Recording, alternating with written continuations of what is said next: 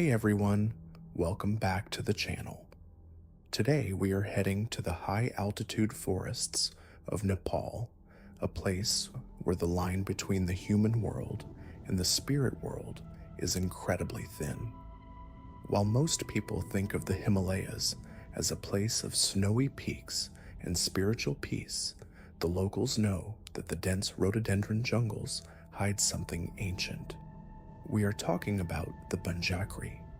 In Nepali folklore, this is a forest shaman, a wild, supernatural entity that abducts children. But unlike other monsters that just hunt to kill, the Banjhakri takes people for a specific, terrifying purpose that we will get into later. There is a saying in the eastern hills: if you hear a drum beating where no human should be, do not listen and definitely do not follow it. Stick around until the very end of this video, because after these three harrowing stories, I'm going to break down the deep cultural belief behind these abductions and why some families actually pray for them to happen despite the terror. Our first story comes from a man named Bikram, who worked as a junior trekking guide in the Langtang region back in 2014. It was late October, usually the best season for trekking, but the weather had turned unexpectedly sour. A thick gray fog had rolled down from the glaciers, swallowing the pine forests whole. Bikram had dropped his group off at a tea house in the village of Sayabrubesi and decided to walk a bit further up the trail to check the condition of a suspension bridge for the next day's hike. He knew the area well. He had grown up in a similar village, but as he walked, the silence of the mountains began to feel heavy. Usually, you hear birds, the roar of the river, or the wind in the trees. That evening, everything was dead silent. The only sound was the crunch of his boots on the gravel. Then he heard it, a rhythmic thumping. Dung, dung, dung. It sounded like a diangro, the double-sided drum used by local shamans during healing rituals. Bikram stopped. It was odd for a ritual to be happening this far out in the forest, away from any settlement. He checked his watch. It was nearing twilight. The drumming wasn't coming from the village behind him, but from the dense thicket of bamboo and oak ahead of him. Curiosity is a dangerous thing in the mountains. Thinking perhaps a local herder was in trouble or performing a puja for a sick animal, Bikram stepped off the main trail. The moment he entered the tree line, the temperature dropped. The smell of damp earth and rotting leaves filled his nose. The drumming grew louder, but the rhythm was wrong. It was too fast, too chaotic for a human hand. Dung, dung, dung. Bikram called out, asking who was there. The drumming stopped instantly. In the sudden silence, he heard a rustle to his left. He shone his flashlight. About 20 feet away, crouching behind a moss-covered rock, was a figure. It looked like a man, but the proportions were all wrong. It was short, maybe 4 feet tall, covered in matted dark hair that looked like animal fur. Bikram froze. The figure stood up. It wasn't wearing clothes, but it held a small wooden drum. Bikram shined the light on its face. It didn't have human features. The face was wrinkled and golden brown, with wild eyes that reflected the flashlight beam like a cat's. But the most terrifying detail was its feet. As the creature took a step backward, Bikram saw that its heels were facing forward and its toes were pointing backward. Panic, cold, and sharp pierced Bikram's chest. He knew what this was. His grandmother had told him stories of the forest shaman. The creature grinned, revealing jagged teeth, and began to beat the drum again. This time, the sound didn't just hit Bikram's ears, It vibrated in his skull. He felt an overwhelming urge to walk toward it, a sudden drowsiness washing over him like he had taken a strong sedative. He took one step forward, his mind foggy. The creature beckoned him with a hairy hand. Bikram took another step. It was only when his boot slipped on a wet stone, twisting his ankle, that the sharp pain snapped him out of the trance. He scrambled backward, turning and running blindly through the underbrush. He didn't care about the thorns tearing his jacket or the branches whipping his face. He ran until he saw the lights of the tea house. When he burst into the dining hall, pale and breathless, the lodge owner, an old Sherpa woman, took one look at him and locked the heavy wooden door. She didn't ask what he saw. She just burned some dried juniper branches and made him sit by the fire. Bikram never walked alone in the forest after sundown again, but he says sometimes, on quiet nights, he can still hear that chaotic drumming in his sleep. That brings us to our next account, which is even more unsettling because it involves a child. This story was shared by a woman named Anita, recounting an event that happened to her younger brother, Sunil, in a remote village in the Tapalyung district. It was the planting season, and the terraced fields were lush and green. Anita was 12, and Sunil was 8. Their parents were working in the lower fields, and the children were tasked with watching the family's goats near the edge of the community forest. It was a bright, sunny afternoon, not the kind of setting you expect for a horror story. Anita was reading a school book while Sunil played with stones near a large chalan tree. Anita remembers dozing off for just a moment, lulled by the heat. When she opened her eyes, the goats were grazing peacefully, but Sunil was gone. She called his name. No answer. She ran to the edge of the trees. That's when she saw him. Sunil was walking hand in hand with a small person. From the back, it looked like a child, perhaps a bit shorter than Sunil, wearing a strange golden-colored vest. They were walking deeper into the woods. Anita screamed for him to stop. Sunil turned around, and Anita says his face was blank, his eyes wide and unseeing. The figure holding his hand didn't turn around. It just pulled Sunil harder. Anita, terrified but protective, grabbed a heavy stick and ran after them. As she got closer, the air around them began to shimmer like heat haze on a road. She saw the child, dragging her brother, was floating an inch off the ground.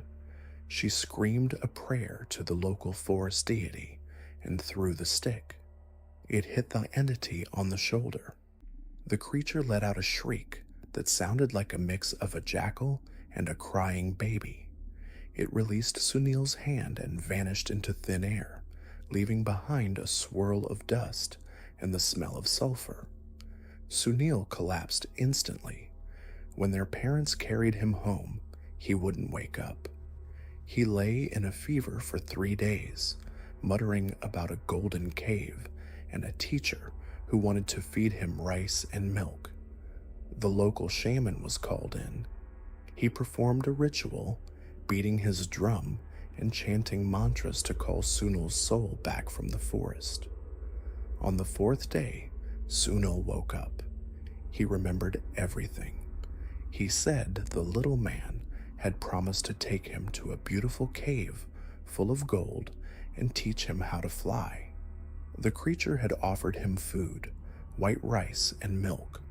But Sunil said that when he looked closely at the food, he saw it wasn't rice and milk. It was a bowl of writhing white earthworms and pus. Because he refused to eat it, the creature had gotten angry, and that was when Anita had thrown the stick. The shaman told the family that Sunil was lucky. If he had eaten the food in the vision, he would have belonged to the Banjhakri forever, never to return to the human world. Sunil grew up to be a normal man, but to this day, he has a strange scar on his wrist where the entity held him, a mark that looks like 3 long claw marks that never fade. Our final story is a darker one. It comes from a surveyor named Rajesh, who was working on a road expansion project in the eastern hills of Nepal in 2019. Rajesh was a man of science, a city guy from Kathmandu who didn't believe in village superstitions. The project required them to blast through a rocky hillside that the locals claimed was sacred ground, a dwelling place of the Banjhakri. The villagers begged the engineering team to move the route, warning that disturbing the rock would unleash a curse. Rajesh laughed it off. He was under a deadline. The blasting went ahead. That night, the crew set up camp near the site. Rajesh was sharing a tent with his assistant. Around 2 a.m., Rajesh woke up.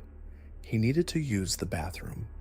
He unzipped the tent and stepped out into the cold mountain air. The moon was full, illuminating the rubble from the day's blast. As he walked toward the makeshift latrine, he noticed someone sitting on top of the pile of blasted rocks. Thinking it was one of the workers, Rajesh walked over to tell him to get down before he got hurt. As he got closer, he realized the figure was too small to be any of his crew.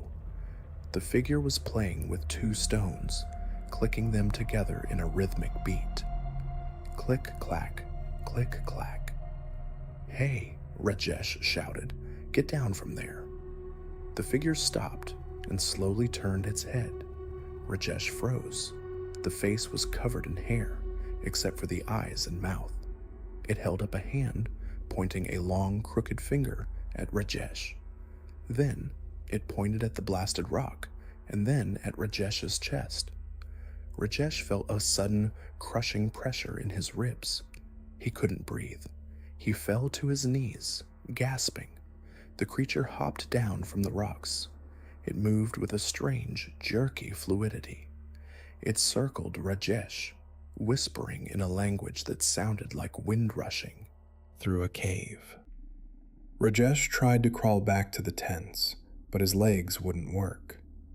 The creature placed a hand on Rajesh's forehead. The hand was scorching hot. Rajesh blacked out. He was found the next morning, unconscious, lying on the rubble. When he woke up in the hospital in Kathmandu, he was screaming. He claimed that he had been taken inside the mountain, into a cave where the walls beat like a heart. He said the creature told him that because he destroyed its home, he would never have silence again. Rajesh was diagnosed with severe acute stress reaction and tinnitus, but it wasn't normal tinnitus. He told the doctors that he didn't hear ringing. He heard drumming. Constant, loud, rhythmic drumming. Dung, dung, dung. He lost his job. He couldn't sleep. He couldn't focus.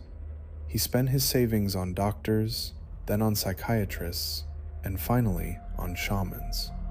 The shamans told him he had been touched by the Banjhakri, but because he had destroyed the dwelling, the entity wasn't trying to teach him, it was punishing him. Last I heard, Rajesh moved to a busy street in the middle of Kathmandu, right next to a noisy workshop. He says the only way he can cope is to be surrounded by external noise to drown out the drumming inside his head. He is trapped in a loop of noise, a cursed continuation of that night on the mountain. So what exactly is the Banjhakri? In Nepali folklore, particularly among the Tamang, Gurung, and Sherpa communities, the Banjhakri is a forest shaman. He is short, wild, and hairy. But here is the nuance. He is also a teacher.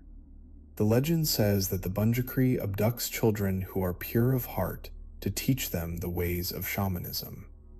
He takes them to his golden cave, known as the Banjhakri Gufa. If the child learns the mantras and rituals quickly, the Banjhakri returns them to the village, and that child grows up to be a powerful healer, a Jakri. However, if the child is slow to learn, disrespectful, or eats the food offered to them, which is usually worms, frogs, or dirt disguised as delicious meals, the Banjhakri might kill them, eat them, or enslave them forever. The wife of the Banjhakri, known as the Banjhakrini, is said to be much more malevolent and often tries to eat the children regardless of their potential. From a rational standpoint, these stories often align with the dangers of the Himalayas. The drumming could be the sound of blood rushing in the ears due to altitude sickness or high blood pressure. The visions of hairy men could be hallucinations caused by hypoxia, lack of oxygen, or even encounters with the Himalayan brown bear, which can stand on its hind legs. The disappearances of children are tragically common in remote areas due to leopards, steep cliffs, or getting lost in the sudden, disorienting fog. The folklore serves as a warning system. Don't go into the forest alone, don't eat strange things you find, and respect the wild places. But then again, there are those like Rajesh, whose symptoms defy simple medical explanation, or the shared mass sightings of the backward-footed tracks. What do you think happened? Was it altitude sickness, a bear, or the forest shaman looking for a new apprentice? Let us know in the comments below, and don't forget to subscribe for more true ghost stories from across Asia.